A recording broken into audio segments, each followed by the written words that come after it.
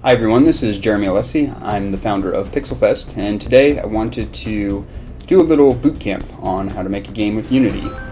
This same bootcamp is going to be available at PixelFest this year on October 6th at Half Moon Cruise and Celebration Center in downtown Norfolk.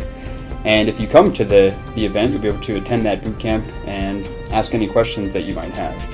For right now, I just want to give you a quick rundown, and we can extend that at the event as well. So the first things that you're going to need in order to take advantage of this bootcamp are a laptop computer, and it can be a Windows machine, Mac, Linux. You will need Unity installed. Right now, I recommend installing Unity 2018. You'll also need Adobe Photoshop or GIMP. GIMP is freely available online, and that's the tool so that you can create graphics. And we also recommend having Audacity, and that's a tool that you can use in order to make sound effects. So to get started, I'm going to boot up Unity, and I'm going to create a new project, and I'm going to call that project Character. So the first game that we'll build here is just going to be a simple two-dimensional game where we move a character around on screen. I'm just going to save this project right on my desktop. I'm going to turn off Unity's analytics here. Create project. As you can see, a little character folder just popped up on my desktop. The import process will just take a few moments, depending on the speed of your machine. And there we go. We have a new Unity project. Now the first thing I'm going to do real quick is, if you just installed Unity, you'll probably have a slightly different layout than this. So I'm going to go to Window, Layouts, and just click Default. So this is probably what Unity will look like right out of the box. And when I do this bootcamp, the first thing that I do is simply explain all the windows that you see on screen. So you can follow my mouse cursor, and I'm going to start with the project view. So in the project view, oh, look at that. Unity now gives you a sample scene in version 2018. The project view, though, is where your raw assets go. So traditionally, if you're using Explorer or if you're using Finder, you would create your own folder structures to hold your assets. And Unity has a meta version of that you can just manage from inside the editor. So whenever you have any graphics files like JPEG files or PNGs, audio files like WAVs or MP3s, those files will be manageable from inside the project view.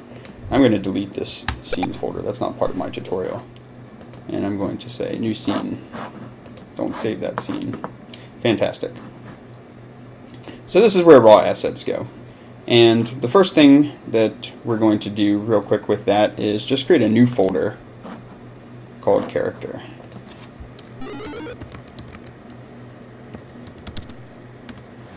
That might seem a little redundant, but I'm going to explain in just a second why that's important. So we'll move on from where we manage our raw assets to the upper left-hand corner, where you'll see something called the hierarchy. The hierarchy is a text list of all the different game objects in your scene. For right now, we just have a main camera. And if we move from the hierarchy to the right, we'll see something called the scene view. And you can actually see this little camera icon right here. So the scene view is a visual representation of what's in your scene, while the hierarchy is a text representation. So between these two views, you can move around, navigate, highlight certain objects, and then edit them over. On the far right, there's something called the inspector. And with the inspector, we see individual components that are assigned to and comprise a game object. So in this case, the game object is called main camera. And that game object or that main camera has a transform component, which is every game object in Unity will have a transform component. That is a position, rotation, and scale in three-dimensional space, sort of all summed up in one component. There's a camera component that allows you to see what's going on in the game world. And there's a flare layer and an audio listener on this main camera. Now, the story that I'm going to tell is one of my favorites. From back in the Garage Games days, I was listening to a talk about the new Torque engine and how they were introducing composition-based object orientation to their engine, which is what we see in Unity here. they were coming from an era where most software was created with inheritance-based object orientation, and they had created what's called a base class for the Torque engine, which was primarily a first-person shooter game engine. And their base class had some features that maybe were a little too abstract, things that shouldn't have been included in the base class. For example, somebody had created a butterfly asset for their asset store at the time, and the butterfly, they created this beautiful 3D model, and they scripted it, and they put it into the game, and the butterfly starts flying around, and the next thing they know, it picks up a crossbow. So it's somewhat illogical for a butterfly to be able to pick up a crossbow, of course, and the reason that was the case is because included in the base character class, or the base class of the engine, was the ability for any character, any sort of animated character, to be able to pick up a weapon, because it was a first-person shooter game. So that was a sort of a limitation, or maybe a weakness, if you will, to inheritance-based object orientation, where you would create a base class and then you could build other classes on top of that. For example, you might have a class, representing life form, and then you could have another class called human. And you wouldn't want your life form class to be too abstract, to contain too many capabilities that it might pass on to a person that a person shouldn't have, or a human. And so in this case, a butterfly should not have had the ability to pick up a crossbow and fly around with it. Now, that being inheritance-based object orientation, when we move on to composition-based object orientation, we actually could have had a script that would be separate, that we could drag and drop, that would represent that capability to pick up a weapon. And it's a little bit more dynamic and a little bit more powerful, so we can sort of dynamically craft new objects without using a sequential chain of inheritance. And one of the things that I highly recommend, though, is to use that sort of that philosophy or that mechanism when creating your assets and your folder structure for your project. So, as you'll see with a lot of Unity tutorials, if you get into this, they are organized by asset type. They'll be organized, and they'll say textures, scripts, materials, scenes. In fact, there was a scenes folder when we started here. That methodology works really well for people who are just coming into Unity who don't know what the asset types are. However, I recommend against it because as you create larger projects, it doesn't scale well. You don't want to go into a scripts folder and have 1,000 scripts that all go to different things. And so an object-oriented folder structure makes a lot of sense. So I create a character folder because that is where I'm going to start creating my character. Finally, we have the game view here, which right now is just a blue blank window because our game object main camera has a background color of blue. I could actually change that over to red or orange or purple, whatever the case may be. We can also just Command Z and go back. And up at the top you'll see a play, pause, and skip button. If I play, nothing's going to happen because I haven't created anything yet. Now I'm going to jump into Photoshop real quick and actually create a character and show you how to import assets to Unity.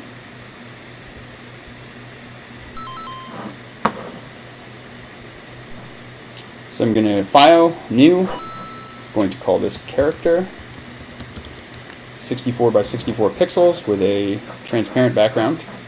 If you didn't know, that's how sprites work. They're all boxes, and then certain pixels are just not drawn from the box. So that is also called an alpha channel. So here we'll see a checkered box, and I'm just going to draw the simplest little character here. Stick figure. A little pixelated stick guy.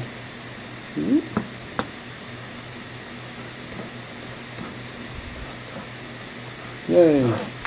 And then I'm going to say File, Save for Web and Devices, and depending on which version you're using, or if you're using GIMP, the export process might be slightly different, but in general, I want to export to PNG with a transparent background. Make sure it's 64 by 64 pixels. And I'm going to click Save. It's going to ask me where I want to save.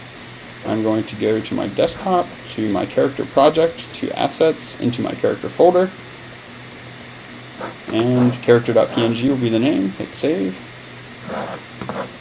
And I'm not going to use Photoshop again right now, so I'm going to quit. I don't have to hit Save because I already saved it. And then when I come into Unity, and I go into my character folder, there's my character right there. Alright. I'm going to click on my scene view and then go ahead and drag my character into the scene. Oh wow, there he is. Really small though. So one thing I like to do for this tutorial, working with small pixel images, is I'm going to use an orthographic camera size of 1, and I'm going to just zoom in here. And let's see, I'm also going to set my game view to a resolution of 320 by 240, which is sort of like a Super Nintendo-esque resolution. But it's easy to see that if I place this character at 0, 0, right in the center, and you can sort of imagine this is actually taking up 64 pixels. There's a 1-to-1 ratio between the pixels in the graphics and the pixels that actually make up the viewport, which keeps things a little bit easier and a little simpler. So you can actually understand what's going on there. Whereas with an orthographic size of 5 here, it changes things. So, all right. So now if I hit the play button, I've got a character. We're ready to play the game, right?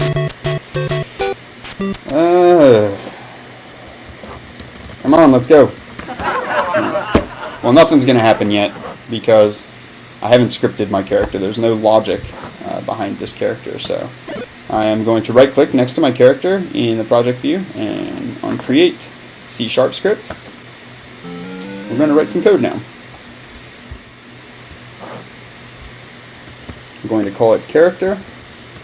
As you can see, I'm adhering to that object-oriented mindset. So I've got a character PNG file, a character script.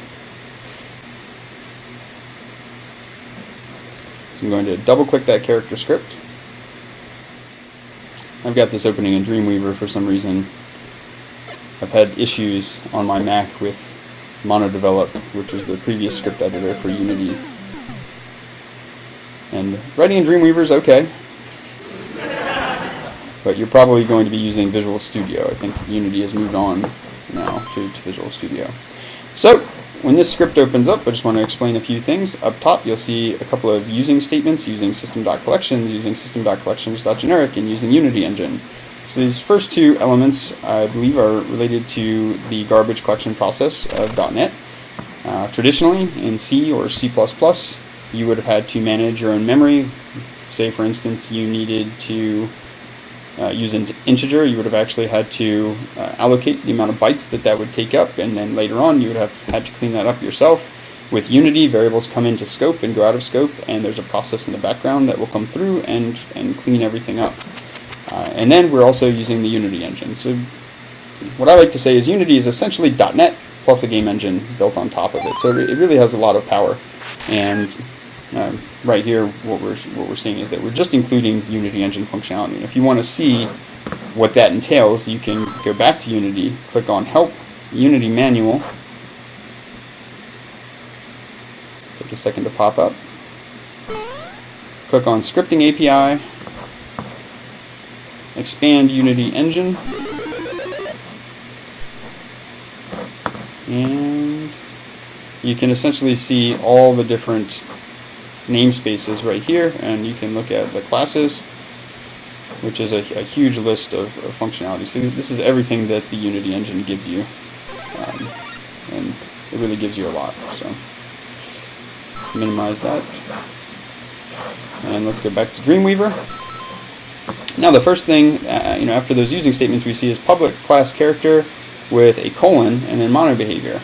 So monobehavior is a part of the Unity engine, and what this colon means is that we are extending the monobehavior to create the character class. That means that our character class will actually get some properties of monobehavior. And if you want to see what those properties are, again, you could come into here. You could actually type monobehavior into the search under Scripting API, click on monobehavior, and you can see all of the properties, public methods, static methods, and messages that monobehavior can receive. And two of those messages, the very last two, are start and update, which come by default in the script. So the start callback is where things happen just once right at the beginning when your program starts. When you hit that play button, something will happen in there. So if you want to initialize something, and it says it right in the script, gives you a hint. Use this for initialization. So something you want to happen one time at the start of the program, do it in there. And the update callback says update is called once per frame. So as fast as your computer will run, update will be called. So what we're going to do with this is we're going to say transform, which was that very first component that all game objects have, dot position equals let's see here, new vector 3. So position is of type vector 3. So a vector, if you didn't know, is a magnitude coupled with a direction. It's sort of like numbers with context. That's the way that I like to think about it. And with this vector 3, we are going to define how to change the x value, the y value, and the z value. So the x value is going to be then transform.position.x plus input dot get axis. We're going to use axis here. Horizontal in quotes. And that get access actually refers back to, in the Unity engine, there is an input manager. If we go under edit, project settings, input, and this is where the axes are defined. So when we expand horizontal, we will see that the horizontal, the name of it is horizontal, and that this is where the text comes from. So when we have that text in quotes, we are basically representing that axis of the input manager there. And then we are going to say transform dot position dot y plus input dot get axis vertical. And then we are just going to set the z position dot position dot z, or component would be a better way to say that, because with a vector, one of the individual fields would be also a component. So I'm going to save that and go back to Unity. And in the lower right hand corner here where my mouse is, you should see, make the mouse bigger, a little spinning wheel. That means Unity is compiling the script. And it's stopped. Now I can click the other window that I hadn't covered yet, is the console. If there's something wrong with my script, I would see some red text here, an error would pop up in my console. Thankfully, nothing is wrong with it. I typed everything properly. And now what I'm going to do is I'm going to drag this character script onto my character. And there are a lot of ways to actually add a component to a character. I could take this and drag it and just put it on the character like that, and hit escape for a second to back out of that. I could highlight the character. I could drag the script over here to the inspector, and hit escape again. I could click add component, type character, and there it is. I could double click that or hit the enter button and add it there. I could also have my character highlighted, go up to component, and I could select it from here. So Unity is very good about creating multiple options, so depending on the type of thinker you are, you can usually find the solution that works for you. Usually I like to just drag and drop it like that. So now I've got this character script, and we'll call it a component, character component, on my character. My character now has a transform, like all game objects do that are in the hierarchy, a sprite renderer, that's what allows us to see that image, and a character script. Now when I hit play,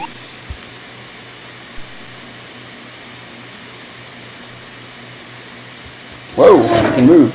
I move very, very quickly. So I'm running this on a MacBook Pro, and the processor is pretty quick. It's an i7, so it's running a lot of cycles. I need to correct that, and what we're going to do is very simple modification. We're going to multiply by time with a capital T dot delta time, with which is camel case, where the first letter is lowercase and the second letter of the first letter, I should say, of the second word is uppercase. And we're going to do the same for both the x and the y axis. Now the reason we do that is because we want our character to move the same speed on any computer, no matter how fast the computer is. Delta time is the amount of time that has passed since the last frame. On a slower computer, the amount of time that had passed between frames is going to be bigger, meaning that when we multiply all this, we're actually going to move the character a further distance per frame. Obviously, you notice when you play a game that has a low frame rate, that's it, as you're running a game, maybe a new game on an older computer or something, it seems choppier. That's because the character is taking these larger leaps per frame. There's not as many frames to represent this transformation. But on a faster computer, obviously, you'll have a higher frame rate, and that's because the amount of time that's passing between frames is very small. So this makes all computers run relative to real time, and so the character will run the same speed on all computers.